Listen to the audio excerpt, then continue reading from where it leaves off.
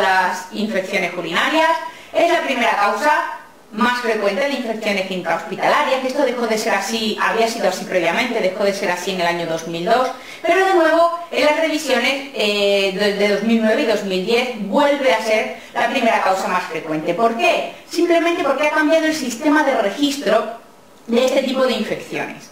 Son más frecuentes que en la mujer. ¿Por qué? Por una cuestión muy sencilla en cuanto a la patogenia.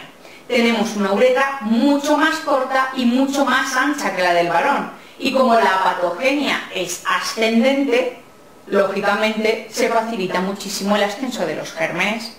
La etiología, siempre, lo primero que tenéis que asociar en vuestra cabeza es Escherichia coli.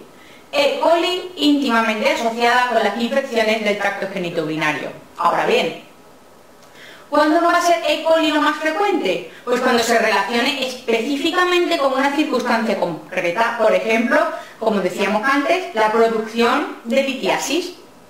Los gérmenes ureasa positivos que producen litiasis son Proteus, Klebsiella, Serratia, y también son relativamente frecuentes que las infecciones urinarias, mucho menos que E. coli, no nos cabe duda, pero también pueden asociarse con cierta frecuencia.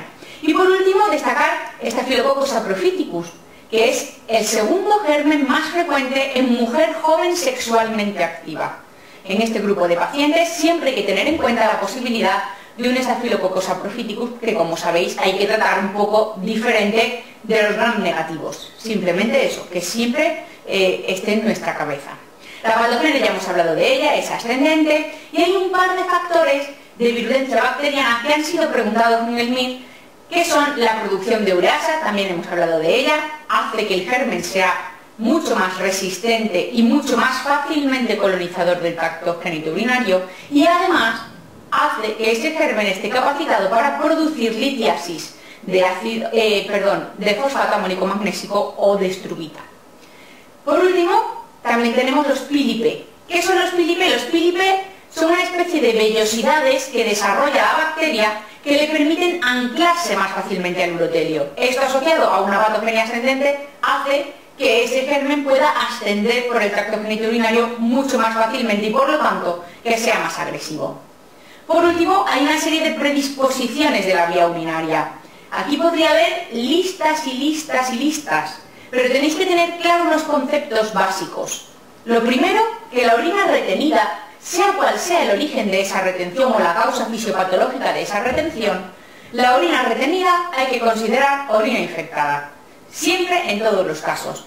Eso se produce de forma proximal a una litiasis en un cólico nefrítico. Eso se produce, por ejemplo, en una disfunción neurógena de la vejiga, que uno puede no recordar lo que es. Pues bien, si la función de la vejiga es vaciar, si presenta una disfunción, no se vacía bien. Vejiga que no se vacía bien, orina retenida, y orina retenida igual a orina infectada. Un paciente con HPV, pues también orina retenida, orina infectada. Además de eso hay que añadir, por supuesto, los pacientes inmunosuprimidos. ¿Quiénes son estos pacientes? Pues ya sabéis que hay un grupo muy amplio. Pacientes con SIDA, y cuidado que digo SIDA y no digo VIH positivo, que no todos son inmunosuprimidos. Pacientes tomadores de corticoides, pacientes en tratamiento con quimioterapia, pacientes diabéticos, etc. Además, ya hemos hablado también del reflujo vesicureteral, del embarazo, hemos hablado también de sus circunstancias y, por supuesto, siempre que vayamos a manipular esa vía urinaria, en cualquier circunstancia de manipulación, por muy estéril que queramos ser.